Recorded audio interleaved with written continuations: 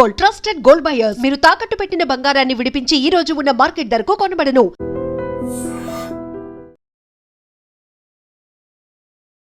నమస్తే, నేను Kavitha. Welcome to I dream news and నిజాలు.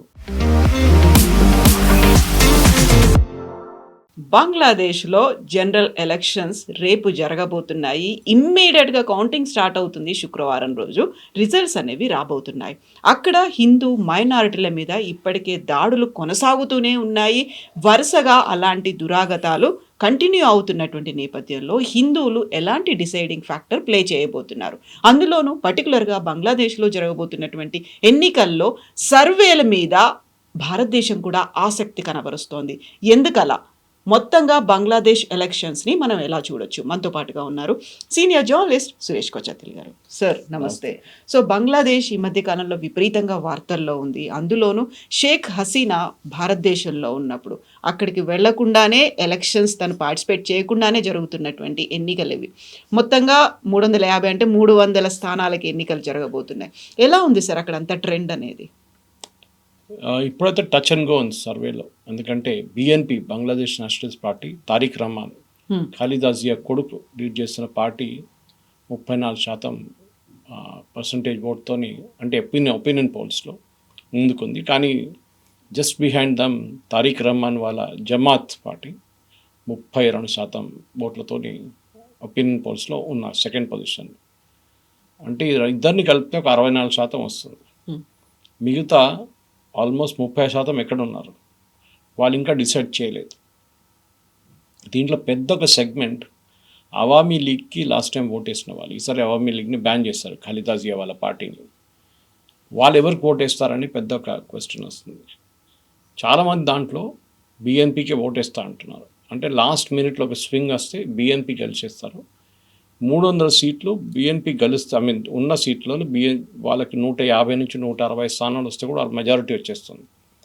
మిగతా 50 స్థానాల్లో మహిళల కోసం రిజర్వ్డ్ ఉంది. కానీ వీళ్ళు ఏం చేస్తారంటే, ఈ 300 సీట్లు ఎవరు గెలిచారో వాళ్ళ రిప్రజెంటేషన్ పెట్టి ఆ పర్సంటేజ్ ఓట్ ఎంత వచ్చింది మీకు, దాన్ని బట్టి ఈ 50 సీట్లు నామినేట్ చేసుకుంటారు. So for example direct election కాదు, మహిళలకి సపరేట్ ఎలక్షన్. మహిళలు పోటీ చేయకూడదు. అక్కడ జమాత్ వాళ్ళు కూడా మహిళల్ని బుర్కాలా పెట్టి ఆల్మోస్ట్ ఒక తాలిబాన్ తీసుకొచ్చారు అక్కడ. ఇదే జమాత్ని ఖాలిదా జియా ఉన్నప్పుడు బ్యాన్ చేశారు. దానికన్నా ముందు వాళ్ళు ఓటయ్యారు. In fact Tariq Rahman I think 3 సార్లు గెలిచారు. ఆయన 3-4 సార్లు గెలిచారు ఎలక్షన్ ఇప్పుడు దాకా. ఇప్పుడు జరగబోయే ఎలక్షన్లో చాలా మట్టుకు అక్కడున్న లోకల్ పాలిటిక్స్ కూడా చాలా ఇన్ఫ్లుయెన్స్ అవుతుంది. ఈ స్టూడెంట్స్ పార్టీ ఒకటి ఉంది, మీకు గుర్తుంటుంది. వాళ్ళు ఎన్సిపి, మన ఎన్సిపి లాగా కాదు, నేషనలిస్ట్ సిటిజన్ పార్టీ అనే పార్టీ పెట్టుకున్నారు. వాళ్ళు యూజువలీ కాన్సన్ట్రేటెడ్ అరౌండ్ ఢాకా, కొంచెం ఢాకా చుట్టుపక్కల ఉన్న యూనివర్సిటీస్ అంతా వాళ్ళకి ఇన్ఫ్లుయెన్స్లో ఉంది. బంగ్లాదేశ్లో 25% మంది 18 to 25 ఏజ్ గ్రూప్లో ఉన్నారు. సో డిసైడింగ్ ఫ్యాక్టర్ అవుతారు. 1/4. సో డెఫినెట్గా వాళ్ళు డిసైడింగ్ ఫ్యాక్టర్ అవుతారు. వాళ్ళు ఎవరికి ఓటేస్తారు? ఒకటి అవామీ లీగ్, ఇంకోటి బిఎన్పి.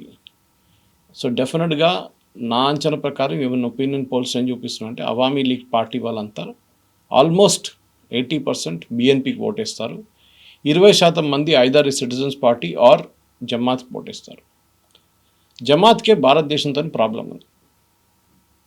ఎందుకంటే మనకు గుర్తుంటుంది, 1971 వార్లో పాకిస్తాన్ని సపోర్ట్ చేసిన వాళ్ళు జమాత్ ఇస్లామీ మన దగ్గర ఉంది, వాళ్ళ దగ్గర జమాత్ అంటారు. అదే పార్టీ మన దగ్గర కూడా ఉంది, జమాత్ ఇస్లామీ. ఈ పరిస్థితుల్లో బంగ్లాదేశ్లో ఎలక్షన్ గెలవబోతుంది ఈసారి. డెఫినెట్గా నాకైతే అనిపిస్తుంది బిఎన్పి. గెలవకపోతే ఏమవుతారు? మెజారిటీ రాకపోతే జమాత్తో టైఅప్ చేయాల్సి వస్తుంది. జమాత్తో టైఅప్ చేస్తే చాలా మటుకు కాంప్రమైజ్ చేయాల్సి వస్తుంది. వాళ్ళ ప్రిన్సిపల్స్ ఇండిపెండెంట్గా ఆపరేట్ చేయలేరు. దీని అన్నిటి నడుమిట్లో అక్కడున్న local politics with international politics. కొన్ని రోజుల ముందు దాకా ఈవెన్ షేక్ హసీనా ఉన్నప్పుడు కూడా చైనాని, ఇండియాని చాలా బాగా మేనేజ్ చేసుకుందాము. చైనా వాళ్ళు పెట్టుబడి పెట్టారు, భారతదేశం కూడా వాళ్ళు పెట్టుబడి పెట్టారు అక్కడ. ఇప్పుడు కూడా బంగ్లాదేశ్ పంపిస్తున్న 17% ఎలక్ట్రిసిటీ అదాని వాళ్ళ కంపెనీ చెందుతుంది, జార్ఖండ్ నుంచి. వాళ్ళు గిట్ట రేపు ఆఫ్ చేసేస్తే బంగ్లాదేశ్లో ఆల్మోస్ట్ 25-30% మందికి ఎలక్ట్రిసిటీ ఉండదు రేపటి నుంచి. మొన్ననే గొడవ జరిగినప్పుడు స్టార్టింగ్లో షేక్ హసీనా వచ్చినప్పుడు ఆల్మోస్ట్ $500 మిలియన్ బకాయా ఉండే. అది కొంచెం కట్టేశారు ఇప్పుడు, దానికోసం మళ్ళీ ఎలక్ట్రిసిటీ రెజ్యూమ్ చేశారు. కానీ బంగ్లాదేశ్లో ఉన్న పరిస్థితి చాలా దారుణం. ఎకనామికల్ ఇన్ఫ్లేషన్ చాలా ఎక్కువ. అది కాకుండా అన్ఎంప్లాయ్మెంట్, బంగ్లాదేశ్లో ఉద్యోగం లేదు. లీస్ట్ డెవలప్ కంట్రీస్ లిస్ట్లో వస్తారు బంగ్లాదేశ్. మన దగ్గర అంటారు పర్ క్యాపిటా బంగ్లాదేశ్ మనకన్నా ఎక్కువ అని. అది అట్లా కాదు, అది వాళ్ళ క్యాల్కులేషన్ తప్పు. ఎందుకంటే పాపులేషన్ తక్కువ ఉన్నప్పుడు న్యాచురల్లీ మీ ఇన్కమ్ ఎక్కువ చూపిస్తుంది. 1000 మందికి 10,000 రూపాయలు ఉంటే 100 మందికి అదే 10,000 రూపాయల విలువ ఎక్కువ ఉంటుంది. సో పాపులేషన్ తక్కువ. మన 140 కోట్లు ఉన్నాం మనం. మనది యావరేజ్ పర్ క్యాపిటా ఇస్ $3,000. అదే టైంలో యూఎస్ పర్ క్యాపిటా చూడండి $90,000. $90,000 పర్ క్యాపిటా ఆఫ్ యూఎస్, అంటే పర్ పర్సన్కి ఉన్న ఇన్కమ్ పర్ ఇయర్.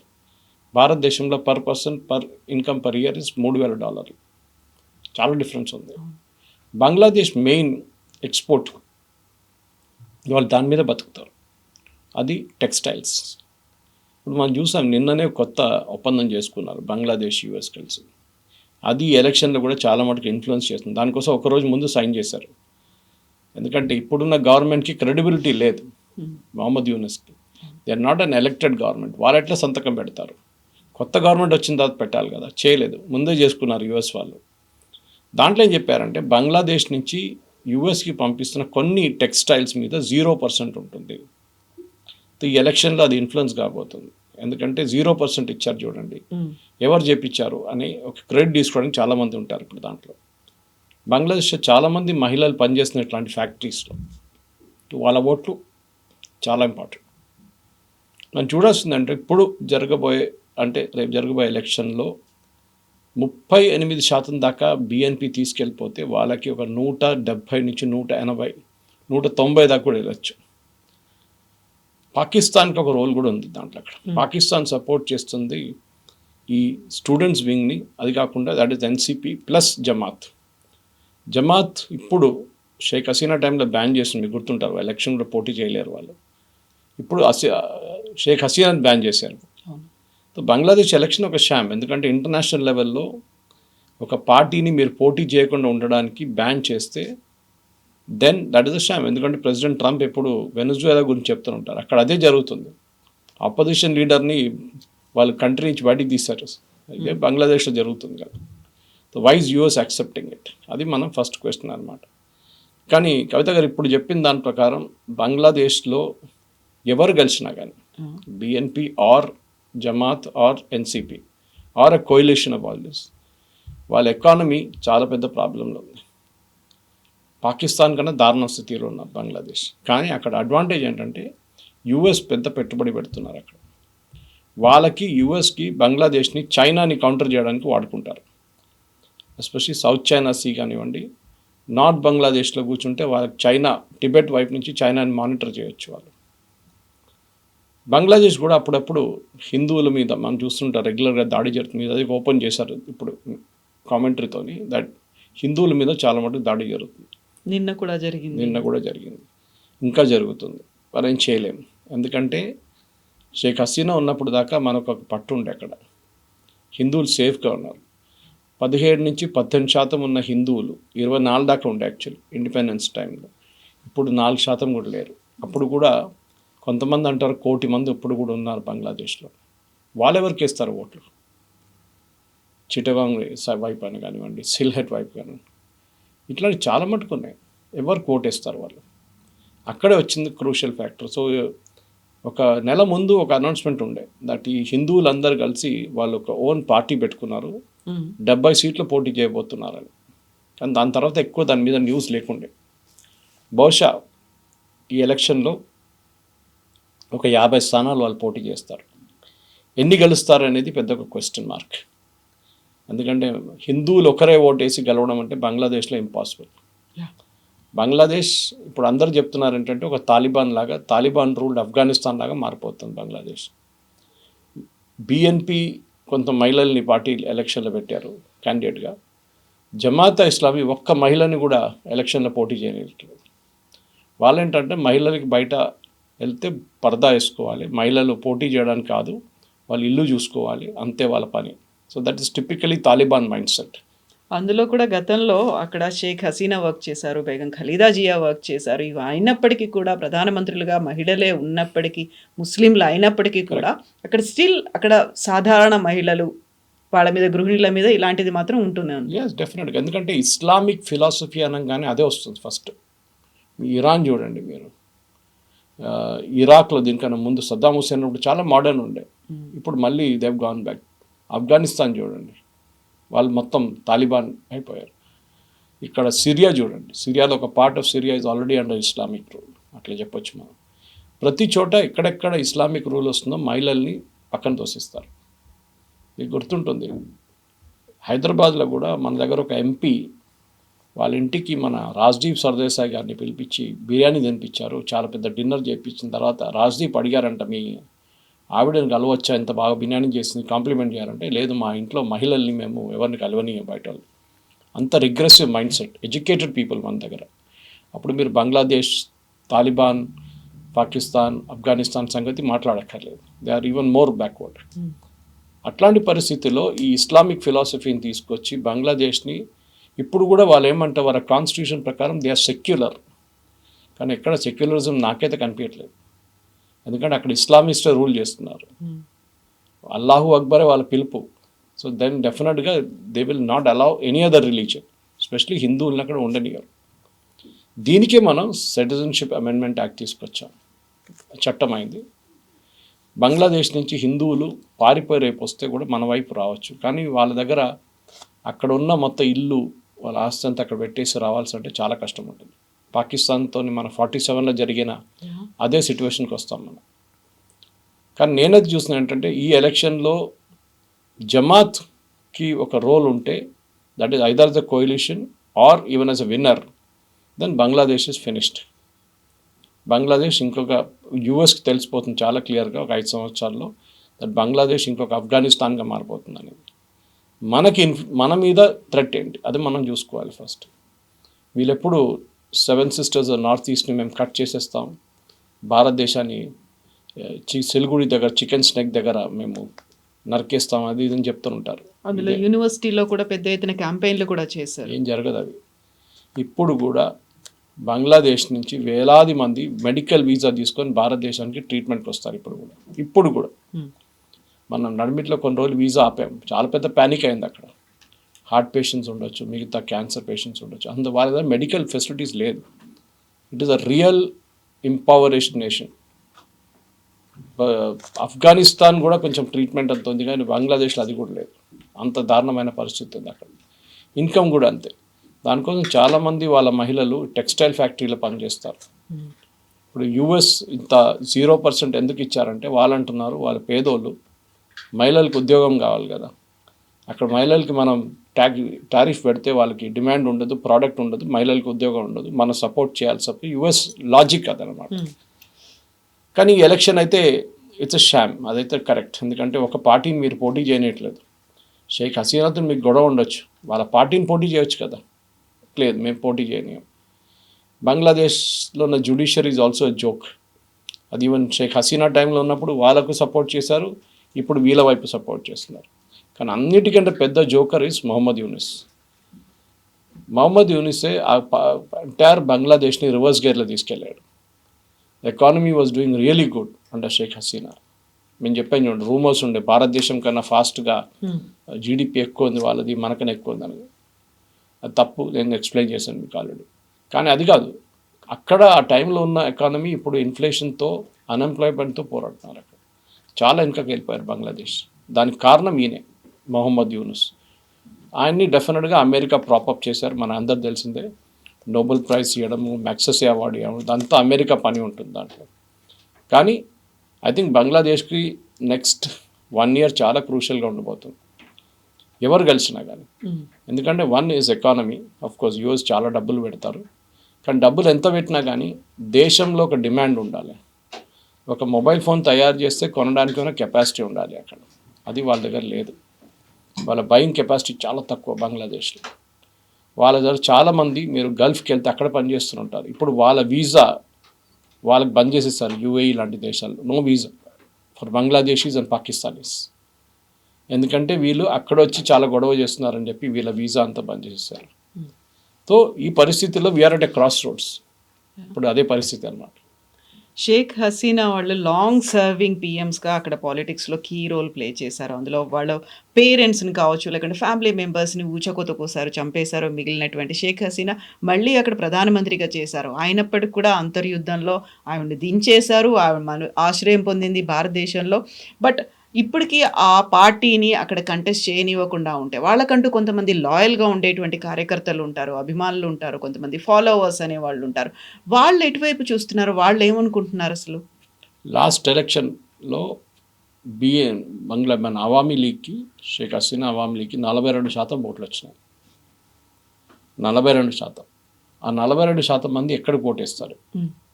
చాలా క్రూషియల్. ఎందుకంటే ఇప్పుడు మనం చూస్తున్నాం 30-60 అని చూపిస్తుంది వీళ్ళిద్దరికి, almost tied BNP and Jamaat.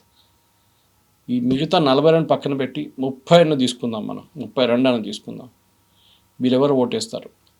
Lesser of the two evils అంటాం మన ఇంగ్లీష్లో. దాంట్లో బిఎన్పి, న్యాచురల్లీ బిఎన్పికి ఓటేస్తారు వాళ్ళు. హిందువులు అక్కడ ఉన్న చాలా మటుకు హిందూ పార్టీస్ ఓటేస్తారు. వాళ్ళు గెలవలేరు, కానీ ఓట్లు వాళ్ళ ముస్లిం పార్టీస్కి డివైడ్ అయిపోతుంది, అక్కడ వెళ్ళదు. ఈ పరిస్థితుల్లో బిఎన్పికి, దానికోసం బిఎన్పి చూడండి వాళ్ళ స్ట్రాటజీ కూడా అదే మార్చుకున్నారు వాళ్ళు. We're all for a very secular government, మేము అందరినీ కాపాడుకుంటాం, మేము హిందువుల్ని చూసుకుంటాం అని తారిక్ రహమాన్ ప్రతి స్పీచ్లో చెప్పుకుంటూ వెళ్తున్నారు. ఆయనకు కావాల్సింది హిందూ ఓట్లు, అక్కడ 1 కోటి మంది అంటే తక్కువ కాదు. అది కాకుండా బిఎన్పి ఓట్స్, అది బిఎన్పి ఓట్స్ నుంచి అవామీ లీగ్ ఓట్స్ రావాలంటే డెఫినెట్గా ఆ పాట పాడాల్సిందే వాళ్ళు. కానీ వాళ్ళు ఓట్ వేస్తారో లేదో, బాయ్కాట్ చేస్తారో లేదో రేపు ఓట్ పర్సంటేజ్ మీద తెలిసిపోతుంది. బయటికి వచ్చి ఓట్ వేయకపోతే then BNP will be in a big problem. Voting percentage పెరిగితే లాస్ట్ టైం కన్నా దెన్ బిఎన్పి గెలుస్తారు. ఇది ఇప్పుడున్న ఒక అనాలిసిస్ ప్రకారం. కానీ రేపు ఏం జరుగుతుందో మనం చెప్పలేము. ఎందుకంటే Bangladesh is a failed democracy. Pakistan లా కాదు, పాకిస్తాన్ దారుణ పరిస్థితి. Here it is slightly better. Sheikh Hasina కూడా ఏదో మహాత్మా కాదు, ఆమె కూడా చాలా గొడవ చేసింది అక్కడ. ఆమె టైంలో జమాత్ని బ్యాన్ చేసింది ఆమె. షేక్ ఖలీదా జియాని జైల్లో పెట్టింది ఆమె. చాలా జరిగింది అట్లాంటిది. కానీ బంగ్లాదేశ్ షేక్ ముజిబుర్ రెహమాన్ చంపిన తర్వాత, ఆఫ్టర్ 71లో బంగ్లాదేశ్కి వచ్చిన తర్వాత, అప్పటి నుంచి ఇవాళ దాకా బంగ్లాదేశ్లో స్టెబిలిటీ అనేది లేదు. షేక్ హసీనా 3 సార్లు రూల్ చేశారు, కరెక్ట్. ఒక డిక్టేటర్ దాకా రూల్ చేస్తుంది ఆమె, అది కూడా కరెక్ట్. కానీ బంగ్లాదేశ్ పరిస్థితి ఇప్పుడు ఎట్లా అయిపోయిందంటే, ఒక డిక్టేటర్ వాళ్ళకి కావాలి. నార్మల్ ఒక సాఫ్ట్ మనిషితో బంగ్లాదేశ్ పనికిరాదు. పాకిస్తాన్ లాగానే. పాకిస్తాన్లో ఆర్మీ ఎందుకు నడిపిస్తారంటే సివిలియన్ గవర్నమెంట్ హ్యాండిల్ చేయలేదు ఇదంతా. షబాజ్ షరీఫ్ ఉండొచ్చు, నవాజ్ షరీఫ్ ఉండొచ్చు, దానికన్నా ముందు ఉన్న ఇమ్రాన్ ఖాన్ ఉండొచ్చు, జర్దారీ ఉండొచ్చు, బెనజీర్ భుట్టో, ఎవరైనా కానివ్వండి, జుల్ఫికర్ అలీ భుట్టో నుంచి, they cannot rule the country. దానికోసం పాకిస్తాన్లో ఎప్పుడు ఆర్మీ రూల్ చేస్తారు, సివిలియన్ అడ్మినిస్ట్రేషన్ పక్కన కూర్చుంటారు. బంగ్లాదేశ్లో బంగ్లాదేశ్ ఆర్మీ మోరల్లెస్ న్యూట్రల్ ఉంటారు. వాళ్ళు చూస్తుంటారు, మీరు ఇప్పుడు దాకా అంత ఎక్కువ గొడవ చేయలేదు. ఖలీదా జియా వాళ్ళ హస్బెండ్ వాజ్ వాళ్ళ అటాక్ చెప్పొచ్చు, మీరు ఖలీదా జియా వాళ్ళ పార్టీ చెప్పొచ్చు దాని గురించి. మీరు మిగతా పార్టీలు కూడా చూడండి, అందరికీ ఆర్మీతో అసోసియేషన్ ఉంది బంగ్లాదేశ్లో. కానీ Bangladesh army never interfered with the election process. వాళ్ళు ఉంటారు పక్కన, కానీ ఎప్పుడు వాళ్ళు అక్కడ కూ లాంచ్ చేయడమో, టేక్ ఓవర్ చేయడమో. ఎందుకంటే పాకిస్తాన్లో అయూబ్ ఖాన్ టైం నుంచి ఇప్పుడు అసీం మునీర్ దాకా ఆర్మీ పరిపాలిస్తున్నారు. పాకిస్తాన్లో అంటారు చూడండి, army and Allah will rule the country అని, అదంతే సంగతి. ఆ పరిస్థితిలో ఉన్నాం. సో డెఫినెట్గా పాకిస్తాన్ ఇన్ఫ్లుయెన్స్ మనకు వరీ ఫ్యాక్టర్ యాక్చువల్. ఎందుకంటే మనం చూసాం, క్రికెట్ది కూడా చూసాం పాలిటిక్స్. బంగ్లాదేశ్ని పాకిస్తాన్ సపోర్ట్ చేస్తున్నారు cricket బాయ్కాట్లో.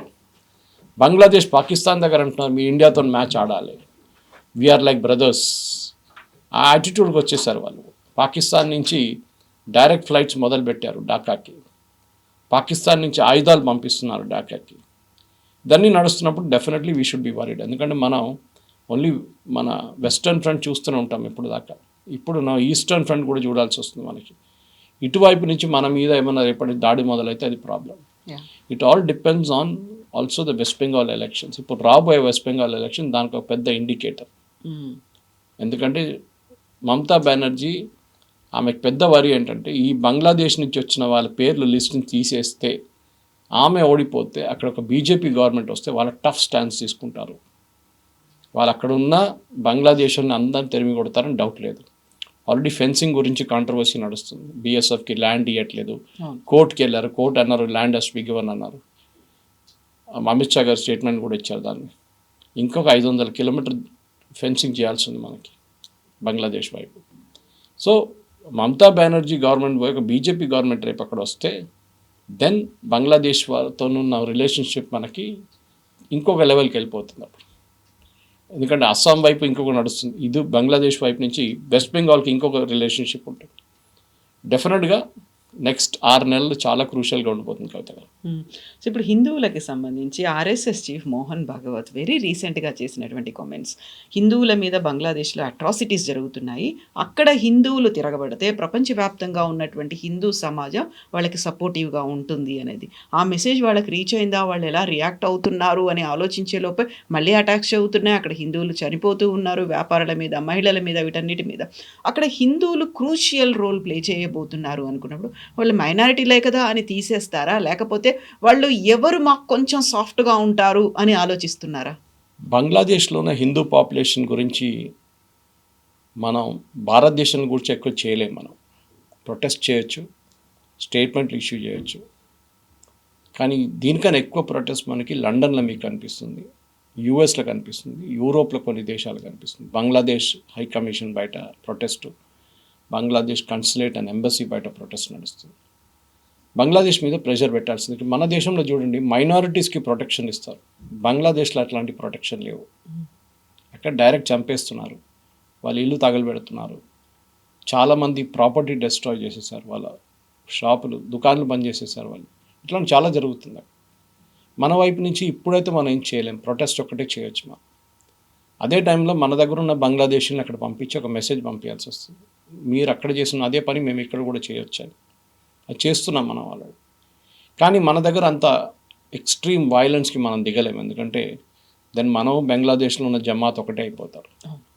So we should also be very careful. Incidents yes correct, Sheikh Hasina ఉన్నప్పుడు పెద్ద అడ్వాంటేజ్ ఉండే మనకి, ఎందుకంటే ఆ టైంలో ఆమె జమాత్ని బ్యాన్ చేసి అక్కడ ఒక సో కాల్డ్ సెక్యులర్ గవర్నమెంట్ని ఆమె పెట్టింది అక్కడ. కానీ ఇప్పుడు ఆ పరిస్థితి కాదు. అండ్ నెక్స్ట్ రాబోయే గవర్నమెంట్ కూడా, ఎందుకంటే బిఎన్పి తారిక్ రహమాన్ చాలా ఆయన స్పీచ్లో కూడా చెప్పారు, హిందువుల్ని మేము కాపాడుకుంటాం, అన్ని మైనారిటీస్ మేము కాపాడుకుంటాం, అది అని చెప్తారు కానీ చేస్తారో లేదో తెలియదు. అదే నేను చెప్పాను, చాలా క్రూషియల్ ఉంటుంది. 127 మిలియన్ మంది ఓటేసినప్పుడు బంగ్లాదేశ్లో 50% కన్నా ఎక్కువ సెంటర్స్, ఓటింగ్ సెంటర్స్ చాలా రిస్కీ ఉందంటున్నారు. అక్కడ హిందువుల్ని కూడా ఓటు వేయనిస్తారా లేదా అని కూడా డౌట్ వస్తుందంట. ఇది మనం బెంగాల్లో చూస్తున్నాం, వెస్ట్ బెంగాల్, ముషీదాబాద్, మాల్డా ఇట్లాంటి ఏరియాస్లో హిందువులు ఓటేయడానికి ఇంపాసిబుల్. అక్కడ మన దేశంలో నీ పరిస్థితి ఉంటే బంగ్లాదేశ్ ఏం పరిస్థితి ఉంటుంది ఆలోచించండి. సో హిందువులకి బయటకు వచ్చి ఓటేయడానికి ఇస్తే ఇంకో మాట.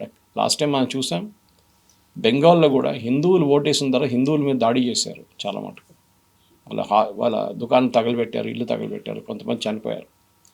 కానీ బంగ్లాదేశ్లో దానికన్నా పెద్ద ఒక పోస్ట్ ఎలక్షన్ రైట్ జరగవచ్చు.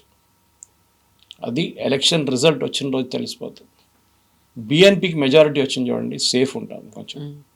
కానీ జమాత్ అండ్ బిఎన్పి ఈక్వల్గా వస్తే వీళ్ళు కొత్త గవర్నమెంట్ వీళ్ళిద్దరు కలిసి ఫామ్ చేయాల్సి వస్తుంది. అప్పుడు మొత్తం సిచ్యువేషన్ మారిపోతుంది. అది మనం చూడాల్సి. ఈ సిచ్యువేషన్లో ఇప్పుడున్న పరిస్థితుల్లో జమాత్ని పైకి రానికూడదు అని భారతదేశంకి సెల్ఫిష్ ఇంట్రెస్ట్ ఉంది, అక్కడున్న హిందువులకు కూడా ఉంది. 3 unknown factor is this NCP, national citizens party. ఈ యంగ్స్టర్స్ది వాళ్ళు ఏం చేస్తారు, వాళ్ళకి ఓట్లు వస్తాయి కానీ అన్ని సీట్లు రావు. ఈవెన్ 10 సీట్లు వచ్చి రేపు బిఎన్పి 10 సీట్లు తగ్గితే then they will become king makers. ఈ పరిస్థితిలో ఉన్నాం ఇప్పుడు. సో దీన్ని చూడాల్సింది. ఇప్పుడు షేక్ హసీనా భారతదేశంలోనే ఉంది అండ్ ఖలీదా జియా చనిపోయారు. సో ఇద్దరు లేకుండా ఆ ఇద్దరు 10 years చూసాము. మహమ్మద్ యూనిస్ 1.5 year ఆయన పాలన ఎలా ఉంది, డిజాస్టర్, దాంట్లో డౌట్ లేదు. సో ఇప్పుడు ఎంటైర్లీ డిఫరెంట్ ఒక గవర్నమెంట్ రాబోతోంది, ఇంకెవరో ఎమర్జ్ అయ్యి ఇంకొక లీడర్ రాబోతున్నారు. ఆ పాలన ఎలా ఉంటుంది, అది ఇంపాక్ట్స్ ఎలా ఉంటాయి, భారతదేశం అబ్జర్వ్ చేస్తుందా, లైట్ తీసుకుంటుందా? మనం శ్రీలంక వైపు చూడాల్సింది, నేపాల్ వైపు చూడాల్సి. నేపాల్లో ప్రధానమంత్రి ఎవరైనా పడితే మీకు తెలియదు, బహుశా తెలియదు. అవును. శ్రీలంక దిశనాయక్ ఆయన ఎవరో ఉన్నారు ఇప్పుడు, ఆయన పేరు నాకు ఎందుకంటే క్రికెట్ కాంట్రవర్సీ వచ్చినప్పుడు ఆయన పేరు పైకి వచ్చింది మొన్న, దానికోసం నాకు గుర్తుంది. Problem is not that. ఈ చిన్న చిన్న కంట్రీస్, అది మనం ముజిబుర్ రెహమాన్ అసాసినేషన్ నుంచి చూసుకుంటూ వస్తున్నాం, జియావుర్ రెహమాన్ అసాసినేషన్ చూసాము, నెక్స్ట్ ఖలీదా జియా అని అక్కడి నుంచి వాళ్ళు తెలివి కొట్టిన చూసాము. ఇట్లాంటి ప్రతి సిచ్యువేషన్లో శ్రీలంక చూడండి, నేపాల్ చూడండి, బంగ్లాదేశ్ చూడండి, సేమ్ ప్యాటర్న్ ఫాలో అవుతుంది. Unstable regimes. ఇప్పుడు ఎలక్షన్ జరిగింది అనుకోండి, రేపు మళ్ళీ గొడవ రాకుండా ఎట్లా చూసుకుంటారు వీళ్ళు? జరగవచ్చు కదా రేపు కూడా. ఇంకో కొత్త మూమెంట్ స్టార్ట్ చేస్తారు స్టూడెంట్స్, ఈ గవర్నమెంట్ కూడా మాకు నచ్చలేదు, ఈ గవర్నమెంట్ మాకు వద్దు. ఏం చేస్తారు అప్పుడు? మళ్ళీ గొడవ అవుతుంది, మళ్ళీ ట్రైన్లు తగలబెడతారు. మొన్న కూడా ఎందుకు జమాత్ వాళ్ళు మొన్న రాత్రి ప్రొటెస్ట్ ఆర్గనైజ్ చేసి ఢాకా చుట్టుపక్కల ఏరియాలంతా టైర్లు వేసి రోడ్డు మీద తగలబెట్టిండు. అంటే ఒక అట్మాస్ఫియర్ ఆఫ్ ఫియర్ తీసుకొస్తున్నారు. మీరు గిట్ట బిఎన్పికి ఓటేస్తే ఆర్ షేక్ హసీనా వాళ్ళ పార్టీ వాళ్ళు ఇంకా స్టూడెంట్స్ పార్టీకి కాకుండా హిందువులతో వెళ్ళి కుమ్మక్కే ఓటేస్తే దెన్ మేము మిమ్మల్ని చూసుకుంటాం అని చెప్పి ఒక ఓపెన్ థ్రెట్ వచ్చేస్తుంది. సో మనం ఇజ్రాయలీస్ గురించి ఎప్పుడు మాట్లాడుతుంటాం, they are a threatened generation అని. బంగ్లాదేశ్లో ఉన్న హిందువులు కూడా అదే సంగతి, they are also generation at risk అన్నమాట.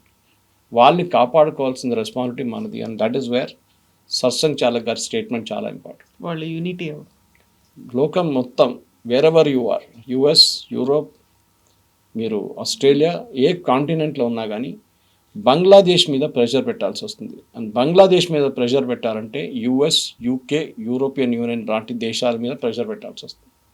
వీళ్ళందరూ హ్యూమన్ రైట్స్ గురించి మాట్లాడతారు, అందరూ పెద్ద పెద్ద ఫ్రీడమ్ ఆఫ్ ఎక్స్ప్రెషన్ గురించి మాట్లాడతారు, ప్రెస్ ఫ్రీడమ్ గురించి మాట్లాడతారు. బంగ్లాదేశ్లో ఏం లేదు. సో వీళ్ళ మీద ప్రెషర్ పెట్టాల్సి వస్తుంది, యూరోపియన్ గవర్నమెంట్స్ మీద పెట్టాలి, యుఎస్ గవర్నమెంట్ ప్రెషర్ పెట్టి మీరు డిక్టేట్ చేయాలి. అక్కడున్న హిందువుల సంగతి చూడండి ఏం చేస్తున్నారు.